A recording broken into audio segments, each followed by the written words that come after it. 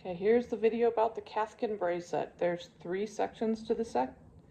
The Highland Scottish, the Heather Hills, there's 4 sections, Dunny Deer, and Lord Saltoun. I'm not going to play them up to tempo. They're going to be under tempo for teaching purposes and for people to see what's happening in them.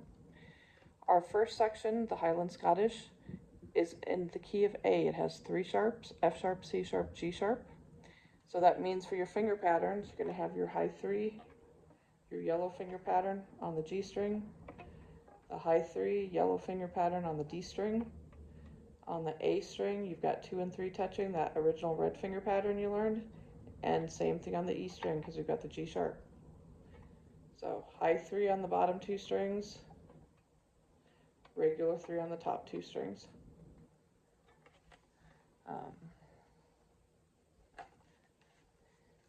And okay, the other thing is the rhythms. We've got a 16th followed by a dotted 8th, totem or orange, orange, orange, orange. And then we've got the dotted 8th 16th, which is your pizza, pizza. So the beginning of it, we have orange plum, pizza, pizza, orange plum, pizza, pizza, orange plum, pizza, pizza, orange, pizza, pizza, pizza, pizza, pizza. I lost track of my pizzas. Pizza, pizza, orange plum. So that's the first 2 lines, the rhythm of it. So it's kind of repetitive on it. Sometimes I think when I have the dotted 8th, 16th, I really just think about a tap on that one rather than an actual note.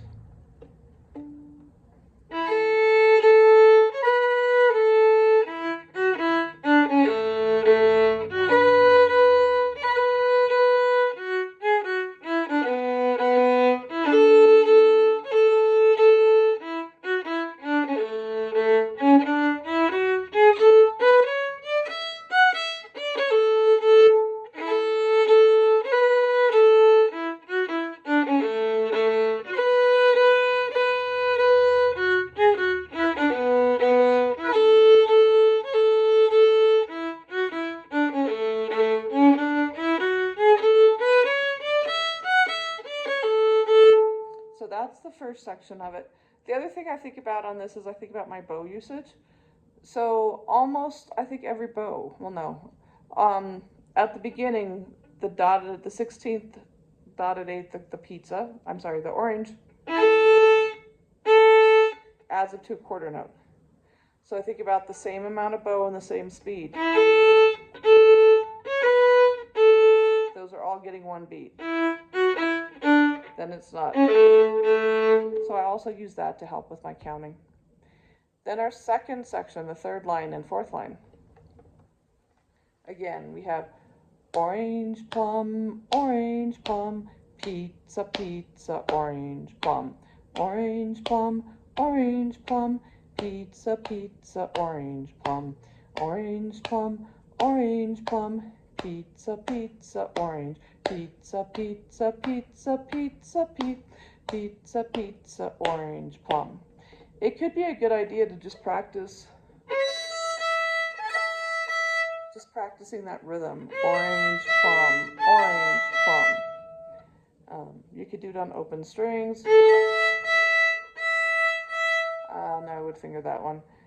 And then you can also think about always play this on open strings is always a good idea to figure out how does my bow go.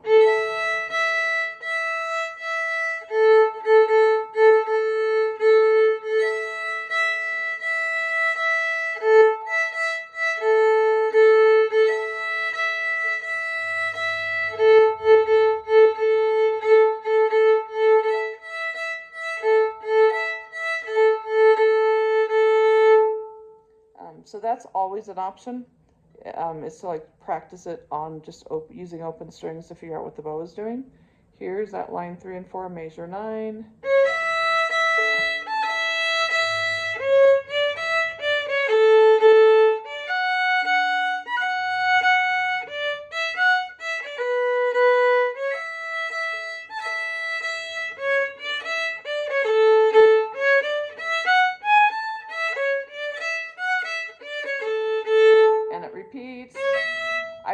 lift there, you don't have to.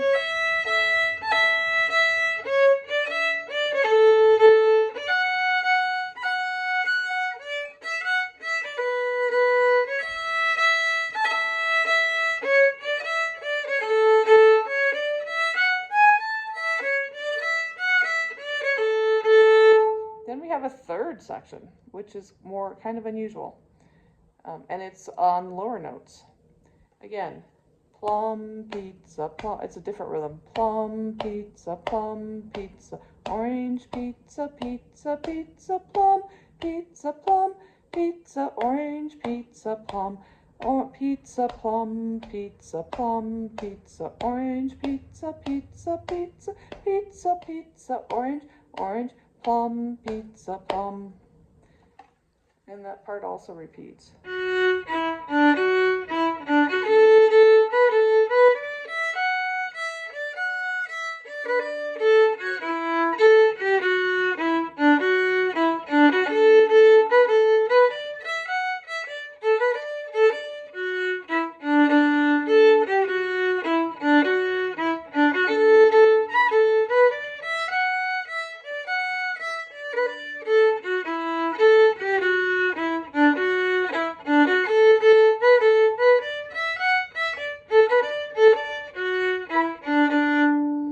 Next is a pickup into the next part.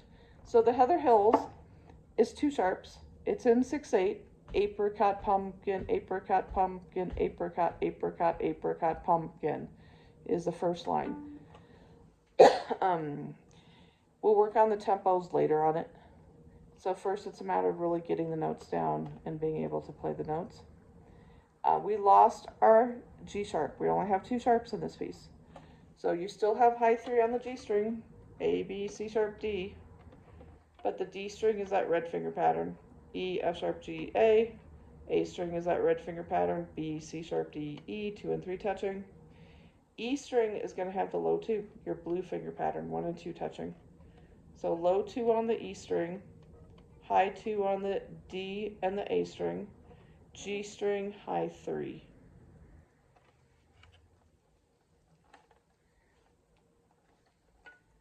Not sure if there's anything else to say. We'll find out.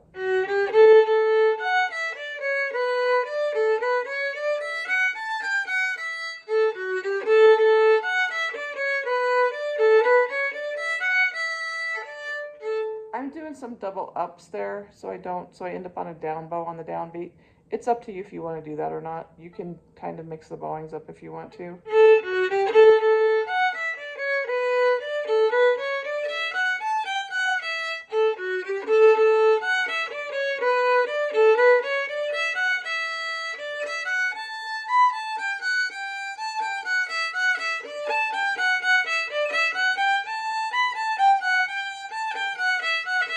I would suggest cover both strings here with the 3. If you haven't done that before, you imagine an invisible string between the E and the A, and you put your finger on that invisible string. It's going to be better in tune than if you smush your finger over, and it can be challenging to hop the finger that fast. So I would really suggest that you just imagine an invisible string and put it there. On it, that's in measure 41 and also in measure 37. Starting the top of the second page, measure 39.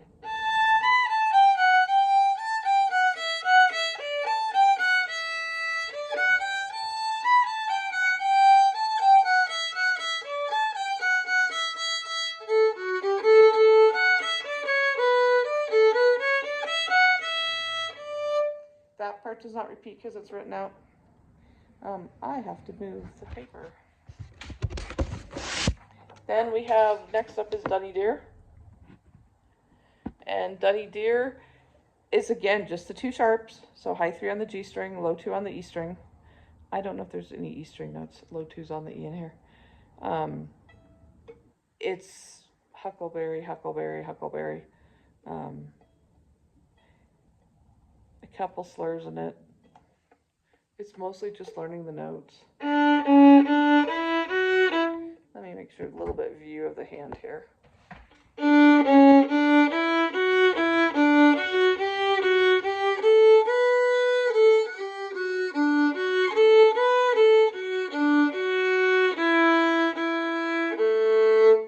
cover both strings there. You could hop the finger if you'd rather with the first finger.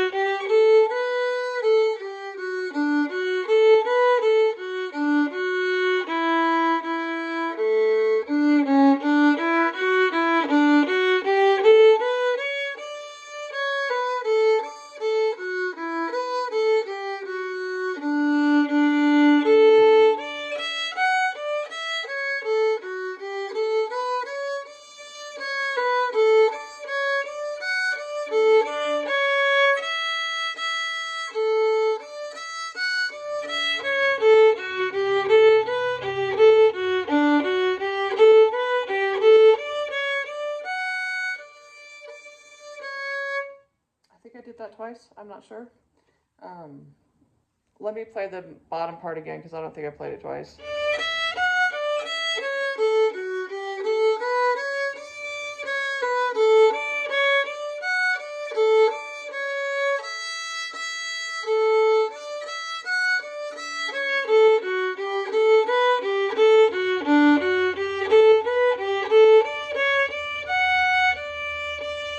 You definitely want to do metronome on all of this whole set, but this one in particular to make sure you keep yourself steady on the speed. Then the other thing is sometimes it can be useful. There's a few spots that work well for playing double stops.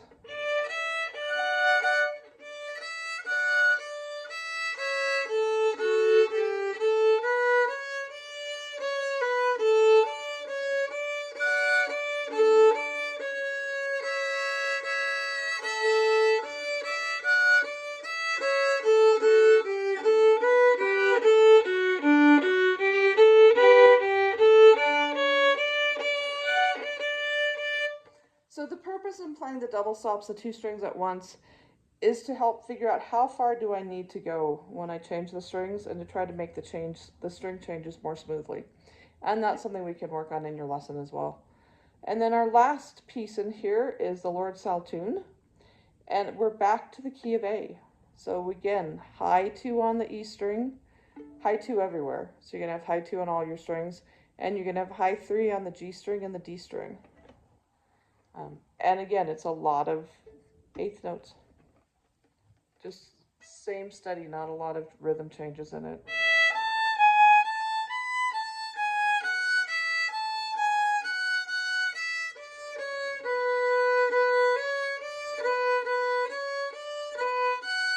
Again, I'm covering both strings on the one. Through that whole section, I'm just leaving one down.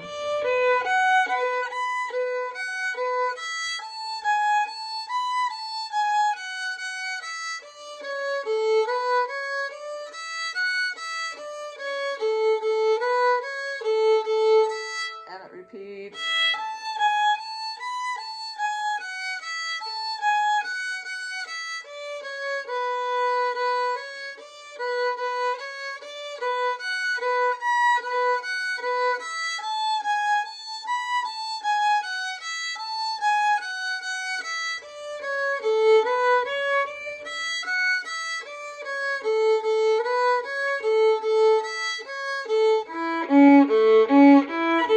So we have a major arpeggio.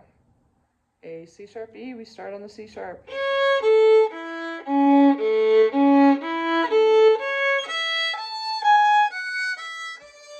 Then a scale passage.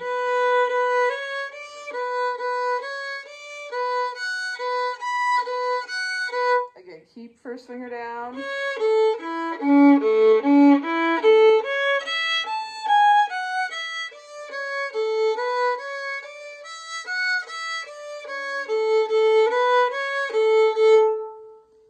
Just kind of ends. I didn't play that second time because we're going to talk a bit about it. This is a good one for doing, you've got a lot of string changes in here. So it's good for doing open strings and figuring out how am I going to get to the next string.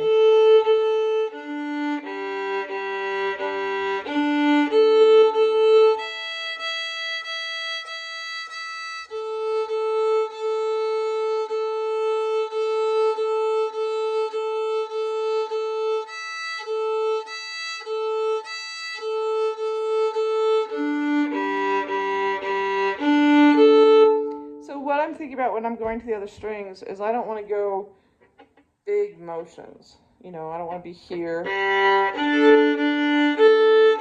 know, I don't want to be...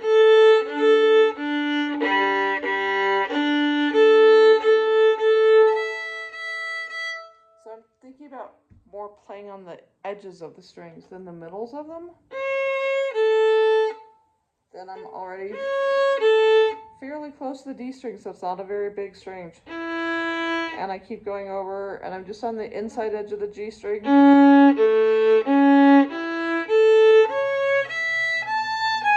And again, that's something we can talk more about in your lessons. And the double stops is great here too.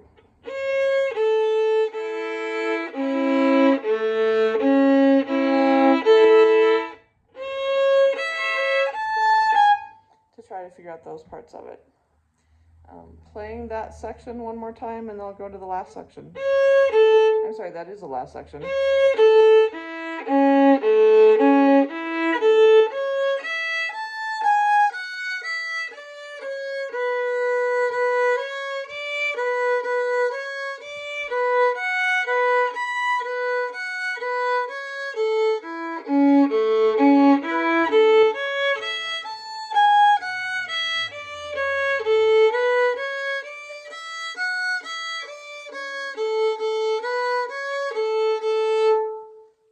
And then you just want to think about style and character and what do you want to sound like and directions in it and having it go for it. But we'll work more on that in the pieces. Hopefully this gives you some ideas, and I have a fingered copy out there if you need fingerings on it.